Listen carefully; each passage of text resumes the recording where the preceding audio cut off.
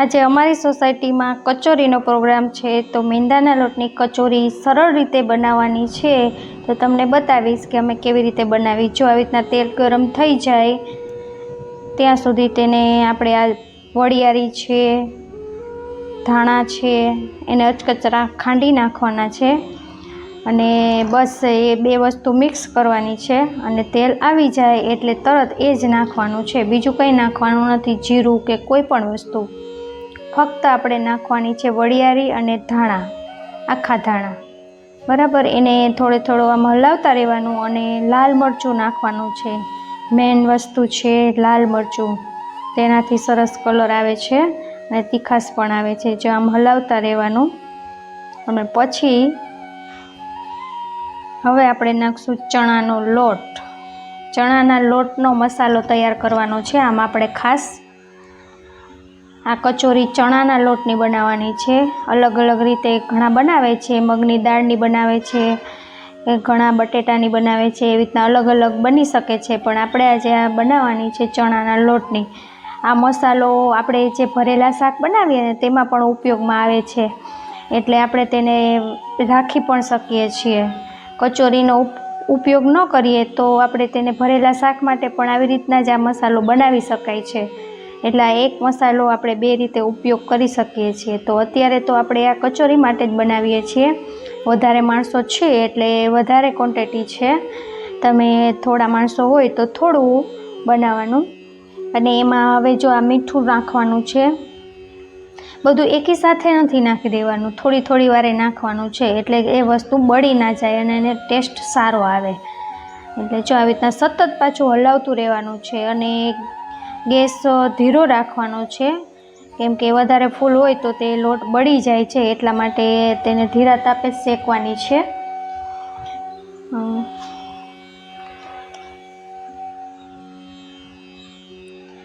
જો તેલ આમાં થોડાક ઓછું લાગે છે એટલે આપણે ઉપરથી નાખ્યું છે. તેને ગરમ કરવાની કોઈ જરૂર નથી તેલને, કેમ કે ચણાનો લોટ ગરમ જ થઈ ગયો હોય છે, એટલે તે તેલ પણ ગરમ થઈ જાય છે, એટલે એને કંઈ ગરમ કરવાની જરૂર નથી.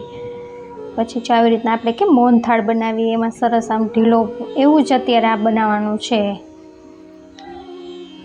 પછી આગળ આપણે જોશું કે તે સરસ કરકરો કેવી રીતે બને છે. આવી રીતના હલાવતું રહેવાનું સતત. અને હવે થોડોક ખાંડ હવે નાખવાની આવશે. આપણે થોડીક થઈ જાય કલર થોડોક ચેન્જ એટલે ખાંડ નાખવાની. ખાંડ આપણા ટેસ્ટ પ્રમાણે નાખવાની. આપણે મસાલો થોડો ગળ્યો જોતો હોય તો વધારે નાખવાની, અને જો ન જોતો હોય તો ઓછું નાખવાનું. એટલે તીખાશ, મીઠાશ ને બધો ટેસ્ટ સરસ આવે, એટલા માટે નાખવાના. હવે જો હવે કલર તેનો ચેન્જ થતો જાય છે.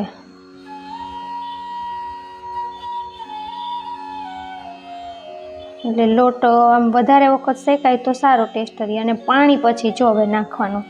પાણી નાખીને એટલે એનો કલર સાવ ચેન્જ થઈ જાય છે. મેઇન વસ્તુ તો આમાં પાણી છે. પાણી આપણે એમ થાય કે પાણી નાખેલી વસ્તુ તો રહી શકે કે નહીં, પણ આવી રીતના એને જો સતત હલાવતા રહીએ ને એટલે પાણી બળી જાય છે અને મસાલો સરસ સોફ્ટ બની જાય છે.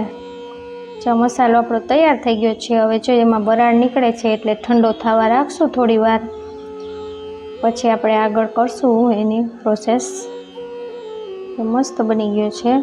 હજી ગરમ છે એટલે જો આપણને આમ શીરા જેવો લાગે છે, પણ આમ સરસ થઈ જશે. જો આવી રીતના પછી એના રોલ વાળી લેવાના કચોરી માટેના, લાગે છે ને જાંબુ જેવા. હવે એના કચોરી માટે આપણે બનાવવાનો છે લોટ તૈયાર.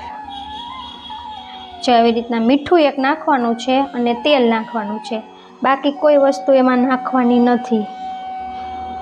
એટલે તો આપણે કહીએ છીએ કે સરળ રીતે આ કચોરી બની શકે છે અને એનો ટેસ્ટ પણ સરસ આવે છે. પછી પાણી નાખીને આપણે જે રીતના લોટ બાંધી ફરસી પૂરીનો, એવી જ રીતે લોટ બાંધી લેવાનો છે. પણ ઢીલું રાખવાનું છે, કેમ કે તરત જ આપણે બનાવવાની છે, એટલે તેને રાખવાનો નથી લોટ. એટલે થોડોક લોટ ઢીલો રાખવાનો અને એકદમ મસળવાનો છે.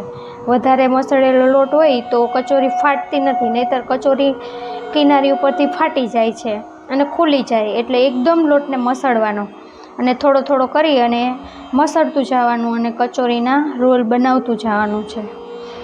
એટલે શરૂઆતમાં તો આપણે લોટને હવે થોડોક વધારે મસળી લેશું હજી, કેમ કે હજી ફાટી જાય છે લોટ, એટલે હજી થોડુંક મસળવો પડશે. પછી ઉપરથી તેલ કોઈ નાખવાની કાંઈ જરૂર નથી, આપણે એક વખત અંદર નાખી દીધું છે પછી તેલ નાખવાનું નથી આપણે.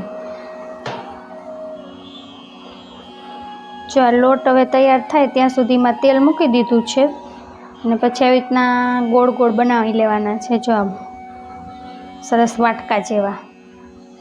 અને હવે એની અંદર આપણે મસાલો મૂકવાનો છે, જે આપણે રોલ બનાવ્યા હતા ને એ, જો આવી રીતના. પછી આમ એટલું મજબૂત રીતે પેક કરવાનું છે કે કચોરી ખુલી ના જાય. જો આવી રીતના એક બે મિક્સ થઈ જાય ને ત્યાં સુધી એને આવી રીતના પેક કરી દેવાનું છે. ને આવી રીતે પણ જો ઘણા કરી શકે, એટલે જેને જેવી રીતે ફાવે એવી રીતે કચોરી બધા અલગ અલગ રીતે બનાવે છે. જો આવી રીતે ઘણા બનાવે, અને આવી રીતે બનાવી હોય તો બનાવી શકાય, પણ આમાં એકદમ આને ઉપરથી ગાંઠ વળી જાય ને ત્યાં સુધી એને એવી રીતના મિક્સ કરતું રહેવાનું છે, નહીંતર તો ખુલી જાય. અને આવી રીતના જે ઉપરનો ભાગ હોય ને એને પછી અલગ કરી નાખવાનો, અને પછી ઊંધી રાખવાની છે. જે બાજુ આપણે પેક કર્યું હોય ને એ ભાગને ઊંધો રાખવાનો, આવી રીતના ગોળ જ રાખવાનો છે, એને પોળી નથી કરવાની કચોરીને અત્યારથી. જ્યારે તેલ આવી જાય ને પછી જ આપણે એને પોળી કરીને એક એકને મૂકતું જવાનું છે. અત્યારે તો ખાલી જો આમ ઊંધું વાળતું જવાનું, આવી રીતના ગોળ રોલ બનાવી લેવાના. એટલે બધી પ્રોસેસ એકી સાથે નથી કરવાની, સ્ટેપ વાઇઝ કરવાની છે.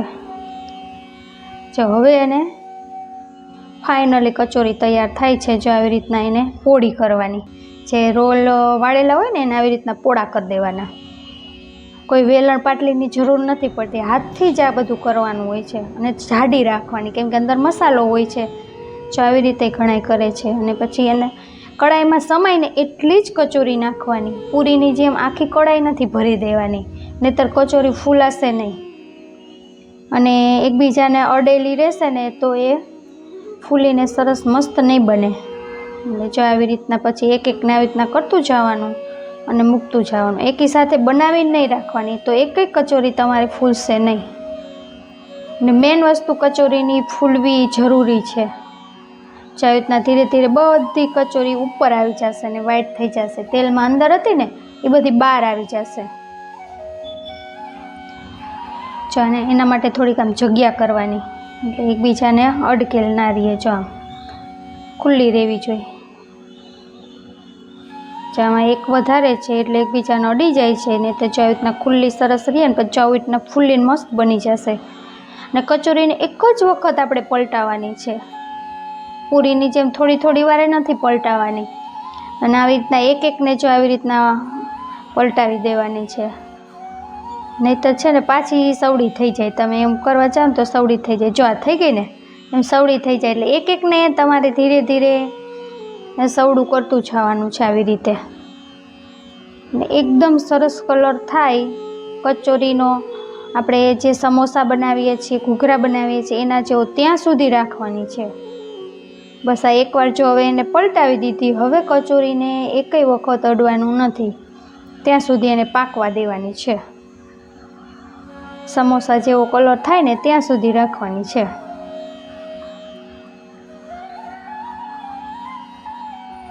આ કચોરી વધારે પડતી રાજસ્થાન બાજુ ને આ ઝાંસી ને એ બાજુ વધારે આ લોકો બનાવે છે, પણ બધા અલગ અલગ રીતે બનાવે છે. કોઈ ડુંગળીની બનાવે છે, આપણે જે મસાલો ચણાના લોટનો કર્યો ને એવી રીતના ઘણા બટેકાનો ને ડુંગળીનો વઘારથી બનાવે છે. એટલે અલગ અલગ રીતે બધાય બનાવે છે. આવી રીતના પણ આને પલટાવી શકાય.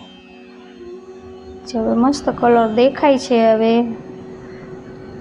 એટલે આપણે હવે લઈ લેવાની છે. અને એક ઘાણો થઈ જાય ને પછી તરત બીજી કચોરી નથી નાખવાની, થોડી વાર તેલને ઠંડુ થવા દેવાનું, કાં ગેસને બંધ કરી દેવાનો, એટલે તેલ ઠંડુ થઈ જાય. ને જો એકદમ ગરમ તેલ હોય ને તો કચોરી અંદરથી કાચી રહે છે અને ઉપરથી બળી જાય છે. જો આવી સરસ કચોરી આપણી તૈયાર છે. જે આવી રીતે પછી એને ખાવાની છે. બે રીતે ખાઈ શકાય, તમને જેમ ભાવે એવી રીતે તમે ખાઈ શકો. આવી રીતના જો વચ્ચે ઘૂઘરાની જેમ ચટણી નાખવાની, ખજૂરની ચટણી, તીખી ચટણી મરચાંની, પછી તમે સેવ નાખી શકો, ડુંગળી નાખવાની, તમારા ટેસ્ટ પ્રમાણે પછી તમારે બધું નાખવાનું. જો ભાવતું હોય તો ડુંગળી નાખવાની, ન ભાવતી હોય તો નહીં નાખવાની. એટલે જેને જે રીતે ભાવે એ રીતે ખાઈ શકાય. અને સ્વામિનારાયણ લોકો પણ આ કચોરી ખાઈ શકે છે, કેમ કે આમાં બીજું તો કાંઈ લસણ ડુંગળી તો આવતું નથી, એટલે એ લોકો પણ આ ખાઈ શકે છે અને બનાવી શકે છે. અને બીજી રીતે પણ આપણે હમણાં તમને બતાવું કે બીજી રીતે પણ આપણે આ કચોરીને ખાઈ શકીએ છીએ. જો દહીંનો ટેસ્ટ સરસ આવે છે, તમે દહીં નાખીને ખાઓ ને તોય સરસ લાગે છે. જો ઘણાને ભાવતું હોય તો નાખવાનું, નહીં તો નહીં નાખવાનું. પણ ખરેખર એનો ટેસ્ટ ગજબનો હોય છે. એટલે ગમે ત્યારે બનાવો તો જરૂર એકવાર ટેસ્ટ કરજો. જો આવી રીતે મસ્ત કચોરી થઈ જાય છે તૈયાર. અને આવી રીતના જો બધા કચોરીના કટકા કરી નાખવાના, પછી બધી ચટણી ને સેવ ને ડુંગળી ને દહીં બધું નાખી અને મિક્સ ચાટની જેમ પણ આપણે એને ખાઈ શકીએ છીએ.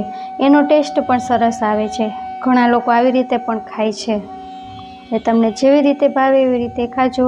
જરૂર તમે ઘરે આ કચોરી બનાવવાની ટ્રાય કરજો અને તમને કેવી લાગી કમેન્ટ કરી જણાવજો.